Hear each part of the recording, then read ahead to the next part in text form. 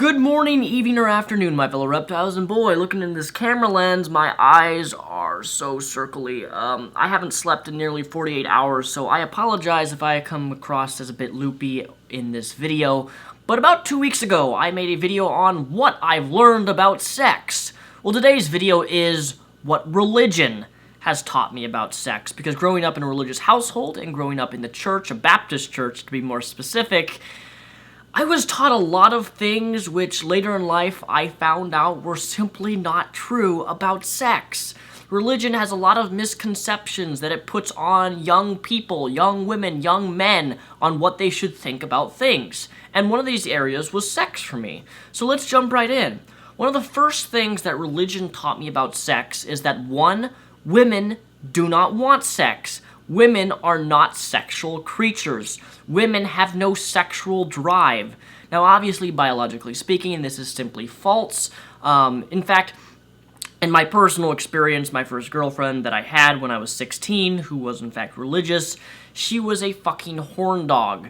It's quite ironic how, you're told that women aren't sexual creatures, women don't want sex, yet it seems like the religious girls, the Mormon girls, the Christian girls, the whatever religious girls happen to seem, because I think their sexuality is so repressed, are more horny than you would most likely expect at someone at their age. It's one of those things that I quickly learned that was not true when I got my first relationship with a religious girl while I myself were religious. I was like, wow, this girl really is quite sexual for me being told that girls aren't sexual at all. The next thing religion taught me about sex was masturbation is a sin.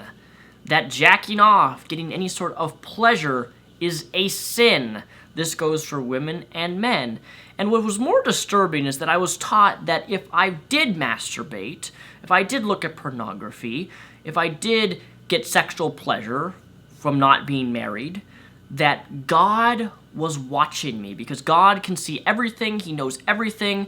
And I remember, this is kind of embarrassing, but I remember when I first discovered pornography, and I remember the first time that I started becoming interested in masturbating, is when I first had my first orgasm. It was such an amazing experience. Although I felt guilt and shame from it, it was something that I felt so good that I was like, fuck it. I'm gonna masturbate as much as I fucking can. So it eventually got to the point of where I would always have to have my door open when I was in my parents, growing up in my parents' house, because they didn't trust me, and when my door was closed, they always got suspicious, at least my mom did, that I was looking at pornography or doing something that I shouldn't be doing. She would actually, if the door was shut, she would randomly poke in and put her head through the door all the time, at random times of the night, because I was a night owl. Like 2 o'clock, I'd hear the little door crack, and she'd be looking in and seeing what I was doing. And that's the type of household that I grew up in. So what I eventually did is, because I liked masturbating so much, and it felt so good at the time, being so sexually suppressed in a religious household and in the church, is that I actually took my laptop into the bathroom, turned on the bathroom fan, and I would turn on the bathtub, the water, so the water would come out and hit the bottom of the tub, which was pretty loud, along with the fan. And during that time frame of the water would fill up the bathtub, I would have like a minute or 2, maybe 3 minutes to jack off to pornography, and I would place the laptop right in the toilet, and I would go at it as fast as possible so I could get that orgasm before I took a shower or bath. I know that sounds desperate, but believe me, when you grow up being so sexually repressed and being told all of these things that you shouldn't be doing, and you feel this guilt and shame, but it feels so good, you will do anything to get your fap on. And I still remember strictly thinking to myself, I'm masturbating in the bathtub right now, looking at pornography on a laptop. I'm fapping for Jesus, because I'm not going to let Jesus die on the cross for no good reason, so I might as well make my sin to be the best sin I can possibly do. No, but actually I was always thinking to myself, God is technically watching me masturbate to pornography in a bathtub right now. I'm sure He's really enjoying His life among helping all of the starving children around the world. At the same time, He's watching me jack off. Good going, Jesus. Another misconception that religion taught me about sex was, in fact, that sex is for marriage only. And this is one of the biggest bullshits that I have to say regarding religion and what it teaches about sex. This is not true. I'm going to tell you right now is that when I first started growing up in a religious household, I was, I thought that I want to get married and I only want to have sex with the person who I marry. This is fucking stupid. Let me tell you why it's stupid. Because it's not realistic, and one, if you're going to get married, you want to a woman or a man, you want to make sure that you are sexually compatible with this person. You want to make sure that they don't have any fucking STDs before you have sex with them. But the biggest thing is, for me personally, is sexual compatibility. Is to be able to have an emotional, intimate connection with this person that you're having sex with. Not everybody you come in contact with on an intimate, physical, sexual level is going to be able to have that sexual compatibility with you. There are people who you might find or like that when you have sex with them, you don't feel sexually compatible. You don't fit. You don't have an emotional connection. And for me, I've thrown that out completely now. That I need to have sex with someone before I marry them. Before I ever even consider marrying them, I will have to have sexual activity with them. And I say this because sexual compatibility is so important to me, and having that sexual compatibility will allow you to get to know your partner so much better before you get married, because being married is one of the biggest decisions that you will ever make in your life. And if you throw that away to someone who maybe doesn't even like sex, who knows, or doesn't want to have sex, or someone, maybe a girl who thinks that sex is disgusting, and you marry her, you're fucked.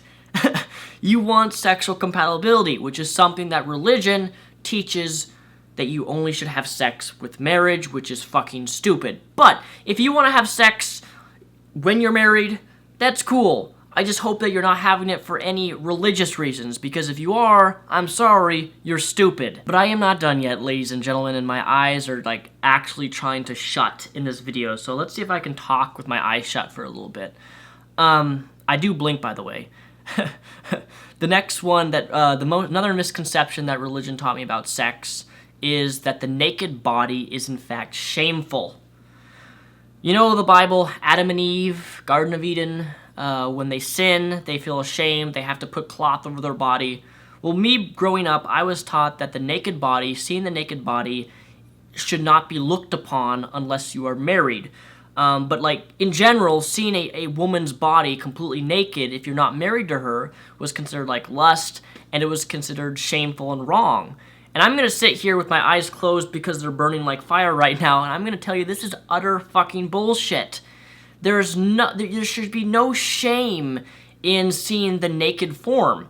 In fact, I find the naked form among women and men to be incredible looking. I like seeing the human body in its natural form. If that's completely naked, and people will, my girlfriend can be a testament, I walk around naked all the time in my apartment. All the fucking time. I walk around bare butt naked or with my dick hanging out of my boxers. It's just I like the sexual freedom of being completely naked, and she's been naked too walking around in my apartment, and it's something that I like. It's freeing. I'm gonna open my eyes now. And there's no shame in the naked form, the naked body. The body is beautiful. Admire it. It's nothing to be ashamed of, like religion teaches you that it is. Finally, ladies and gentlemen, the big kahuna. The biggest one, which my jaw dropped when I found this out. To think that I actually believe that this was true at one point, but hey, we grew up in a religious household. If you grew up in a religious household, I guarantee you can probably relate to some of these things. Sex is for only making children, not for pleasure. Now, I don't need to go into detail here, but this is utter, complete bullshit, that sex is only for making children. Yes, sex can make babies. I can make little reptiles running around, little mini repsions by having sex. But in no way is sex only limited, nor should it only be limited, to purely creating children. That is stupid. It is dumb. It is a lie of religion that it tells you about sex. Sex can be used for pleasure. In fact, that's what I prefer it to be used for, is having a sexual connection between someone, having sexual compatibility between someone, having that intimacy and that emotional connection is amazing. It is an incredible feeling. that shouldn't just be thrown away to every single person. You know, if you can have casual sex with people all the time, that's awesome. That's not me. Sex can be given for personal pleasure. In fact, it's a very common thing that two people have sex because it's a pleasurable act, not to always make children. And it should not be looked upon as this only thing that you have for children. That's like stupid Christians who say that gays can't have sex because they can't procreate or have children. That line of thinking, that reasoning is just pathetic and stupid. I shouldn't have to make a full-blown response to that because it throws any sort of logical response out the window. You know, sex is pleasurable. Enjoy it, have it, do it safely. So there you have it, ladies and gentlemen, my fellow reptiles. This has been what religion has taught me about sex. I'm sure there are some other minor things that religion has taught me about sex, but those are the main things. If you grew up in a religious household, if you grew up in any sort of religious environment, feel free to share your experiences and what religion taught you about sex, because I grew up in a very evangelical Baptist church to where seeing a woman's thigh was considered immodest, and many, many other things, but my church was radical and fundamentalist growing up. But I'd love to hear your experiences. So thank you guys for watching. My name is Daniel Sulzbach, and I will see you guys on Wednesday.